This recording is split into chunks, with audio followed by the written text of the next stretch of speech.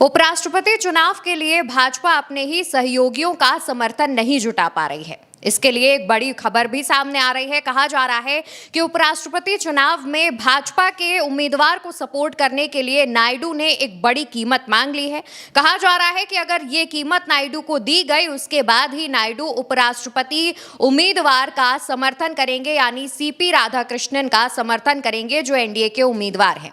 ऐसे में क्या कीमत मांगी है नायडू ने, इस वक्त हम बात करेंगे। हमारे साथ चंद्रकांत जी मौजूद हैं। चंद्रकांत जी, नायडू उम्मीदवार के समर्थन के लिए एक कीमत मांग रहे हैं और कह रहे हैं कि अगर हमें ये दिया जाएगा तभी हम सपोर्ट करेंगे, तो वो कीमत क्या है? देखिए, चंद्रबाबू नायडू के पास आज की तारीख में 18 वोट हैं, 16 लोकसभा और 2 राज्यसभा में। चंद्रबाबू नायडू सीधे सीधे अब प्रेशर बनाने की स्थिति में आ गए। वो प्रेशर बना रहे हैं भारतीय जनता पार्टी पर कि अगर हमारी मांग मानी जाती है तो। चंद्रबाबू नायडू दिल्ली पहुंचे थे, दिल्ली वो आए थे और दिल्ली आकर उन्होंने पहले राधाकृष्णन से मुलाकात नहीं की, जो उपराष्ट्रपति पद के उम्मीदवार हैं, उनसे मुलाकात नहीं की। सबसे पहले वो पहुंचे निर्मला सीतारमण के पास। निर्मला सीतारमण वित्त मंत्री हैं, फाइनेंशियल जो भी चीज़ें हैं वो उनके हाथ में हैं। तो वहां जाकर चंद्रबाबू नायडू ने जो अमाउंट बोला है वो अमाउंट बहुत बड़ा है।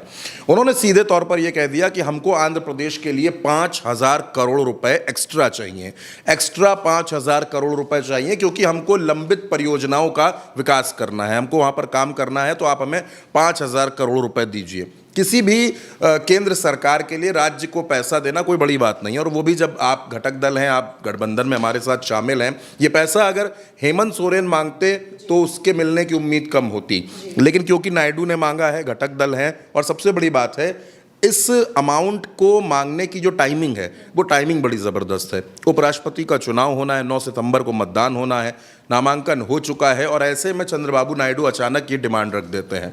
अगर उनको ये डिमांड पहले से करनी होती, ऐसा तो नहीं है कि ये विकास परियोजनाएं पहले से चल रही थी, बीच में ठप पड़ गए तो उसके लिए वो पैसा मांग रहे हैं। ये पैसा वो पहले भी मांग सकते थे, लेकिन उन्होंने शायद इस अमाउंट को बचा कर रखा था मौके के लिए कि ऐसा मौका आएगा तब हम इसकी डिमांड करेंगे। अब आज की तारीख में भारतीय जनता पार्टी को उपराष्ट्रपति पद के उम्मीदवार को जिताने के लिए 392 वोटों की ज़रूरत है। सीधे तौर पर जो नंबर गेम है, अगर अभी सब कुछ ठीक ठीक जोड़ा जाए, सारे सहयोगियों को जोड़ लिया जाए, जगन मोहन रेड्डी को जोड़ लिया जाए, तो ये आंकड़ा 422 हो जाएगा। लेकिन क्योंकि नायडू के 18 वोट हैं, अब अगर नायडू को ये अमाउंट ना दिया जाए, नायडू की बात न सुनी जाए, तो फिर खेल बदल सकता है। 18 वोट कम हो सकते हैं उसमें, पहली बात। और अभी जगन को आप बहुत ज़्यादा अपने साथ नहीं मान सकते।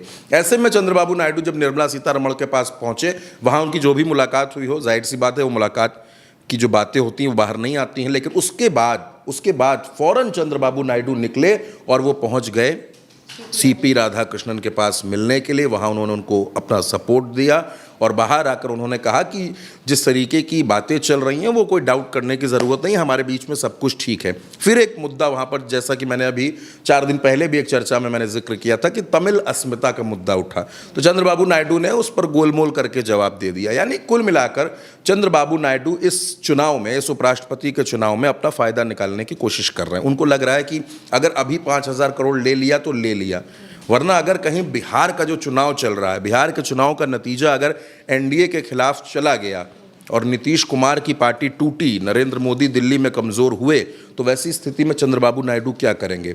अच्छा, इस बीच खबरें ये भी चल रही थी, भारतीय जनता पार्टी को डाउट क्यों हुआ? भारतीय जनता पार्टी का जो डाउट नायडू पर था वो इस वजह से भी था क्योंकि जगन मोहन रेड्डी ने एक प्रेस कॉन्फ्रेंस कर दी। उन्होंने इस प्रेस कॉन्फ्रेंस में ये कह दिया कि राहुल गांधी और चंद्रबाबू नायडू जो हैं, इनके बीच में फ़ोन पर बात हो रही है, हॉटलाइन पर बात हो रही है, और ये बातचीत रेवंत रेड्डी करवा रहे हैं। जब ये खुलासा हो गया तो दिल्ली तक हिल गए सब लोग। भारतीय जनता पार्टी को ये लगने लगा कि कहीं वाकई ऐसा सच तो नहीं कि चंद्रबाबू नायडू, क्योंकि आपने देखा होगा कि चंद्रबाबू नायडू पिछले 1 साल में जब भी कोई ऐसा मौका आया है तो उन्होंने अपनी एक अलग लाइन ले ली है। चाहे मैं बात करूं वक्फ बिल की, चाहे मैं बात करूं SIR की, डिलिमिटेशन की, और चाहे अभी हाल में जो उन्होंने एक बयान दिया किसान सम्मेलन में ट्रंप के टैरिफ को लेकर, उन्होंने उसका खोलकर विरोध किया था। जब पूरी की पूरी भाजपा इस पर चुप थी तब भी नायडू इस पर बोल रहे थे। लेकिन भारतीय जनता पार्टी उन तमाम विरोधों को तो बर्दाश्त कर सकती है, लेकिन ये जो उपराष्ट्रपति का चुनाव है ये प्रतिष्ठा का चुनाव बन चुका है। जाहिर सी बात है कि धनखड़ साहब का इस्तीफा हुआ, इस्तीफा क्यों हुआ उसके पीछे बीमारी बताई गई, स्वास्थ्य कारण बताए गए, लेकिन आप याद कीजिए कि धनखड़ साहब ने राज्यसभा में खड़े होकर अपना इस्तीफा नहीं दिया।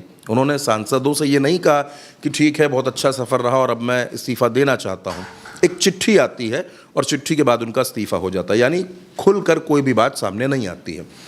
अब जब उपराष्ट्रपति का इस्तीफा हो गया है तो नया उपराष्ट्रपति चुनना है, अपना उम्मीदवार उतार भी दिया है, और ऐसे में अगर आप सोच कर देखिए कि एक एक वोट की जहां कीमत है, पूरा जो खेल है वो 30 से 32 वोटों का है। वो खेल भी हमने दर्शकों को बताया है कि किस किस तरीके से वो खेल हो सकता है। आज की तारीख में 360 वोट इंडिया के पास हैं और 422 वोट इनके पास हैं। अगर इनके 30 वोट भी कम हो गए भारतीय जनता पार्टी और एनडीए के, तो खेल गड़बड़ हो जाएगा, और उनको अगर 30-32 प्लस हो गए तो उनके साथ चीज़ें ठीक हो सकती है। और बहुत से दल इसमें हैं।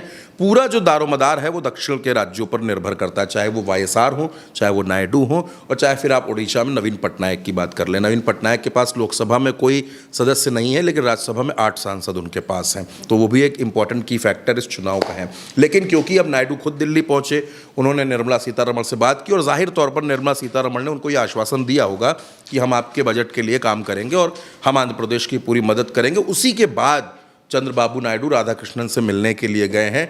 आप ये देखिए कि इस एक हफ्ते में, ये जो हफ्ता गुजरा है, इसमें नायडू का ये दूसरा दिल्ली दौरा है। इसके पहले भी वो दिल्ली गए थे और उनके तमाम जो सांसद हैं वो भी उनके साथ थे वहाँ पर। लेकिन एक तस्वीर मैं आपको और दिखाना चाहता हूं, जो तस्वीर एनडीए की मीटिंग की है। आप उसमें एनडीए के नेताओं के चेहरे पर जो मायूसी है, जो उदासी है, उसको आप देख सकते हैं। उसको देखकर ये लगता है कि वाकई इस उपराष्ट्रपति के चुनाव में चीज़ें गड़बड़ हैं। अब इसके लिए चाहे नीतीश को मैनेज करना पड़े, और नीतीश को उन्होंने मैनेज कर भी लिया। नरेंद्र मोदी बिहार पहुंचे थे, वहाँ उन्होंने हर जगह नीतीश कुमार को अपने साथ रखा। आप चाहे उस फ्लाईओवर के ऊपर देखिए, मंच के ऊपर देखिए, उस रोड शो में देखिए, तो नरेंद्र मोदी पूरी तरीके से नीतीश कुमार को अपने साथ दिखाने की कोशिश करते रहे। और दूसरा आज चंद्रबाबू नायडू, यानी ये जो दो मजबूत पिलर आप कह सकती हैं, जो बैसाखियां हैं, जो ये सरकार की, जिनके भरोसे पर, जिनके कंधे पर सरकार चल रही है, इनको खुश किया जा रहा है। और अब चंद्रबाबू नायडू ने अपना स्टैंड क्लियर कर दिया है कि वो समर्थन करेंगे एनडीए के उपराष्ट्रपति उम्मीदवार का। लेकिन अभी भी जो गेंद है वो पूरी तरीके से निकली नहीं है, वो मामला फंसा हुआ है। क्योंकि मामला इसलिए फंसा है कि नायडू का जो राजनीतिक इतिहास है वो हमेशा ऐन मौके पर गच्चा देने का रहा है। ऐन मौके पर वो बदल जाते हैं। आप भले ही नीतीश कुमार को ये मानती हो कि नीतीश कुमार बहुत बड़े पलटी मार हैं, पलट जाते हैं, लेकिन नायडू उससे भी आगे हैं। तो नायडू पूरी मदद ले रहे हैं। आप ये देखिए, पिछले 1 साल में नायडू ने बहुत बड़ा बजट आंध्र प्रदेश के लिए ले लिया है। और एक बार फिर वो, ये कोई छोटा अमाउंट नहीं है, 5,000 करोड़ एक बहुत बड़ा अमाउंट है जो वो मांग रहे हैं। अब भारतीय जनता पार्टी और नरेंद्र मोदी की सरकार उनको ये बजट देगी, नहीं देगी, ये बात की बात है। लेकिन फिलहाल नायडू ने आश्वासन उनसे ले लिया है और उसी आश्वासन के बाद उन्होंने समर्थन दिया है। लेकिन मैं फिर आपसे ये कहूँगा कि इस उपराष्ट्रपति के चुनाव में अभी पेच बहुत ज़्यादा फंसे हैं। बिल्कुल, तो देखिए, उपराष्ट्रपति का जो चुनाव है वो वैसे भी दक्षिण वर्सेस दक्षिण का है, और इसमें दक्षिण के ही जो मुख्यमंत्री हैं, एनडीए के जो बहुत अहम सहयोगी हैं, चंद्रबाबू नायडू, उन्होंने खेल भी कर दिया है। और साथ ही मौका भांपते हुए उन्होंने अपने फायदे के लिए जो चीज़ें हैं वो केंद्र सरकार से मांग ली है। 5,000 करोड़ की डिमांड की है।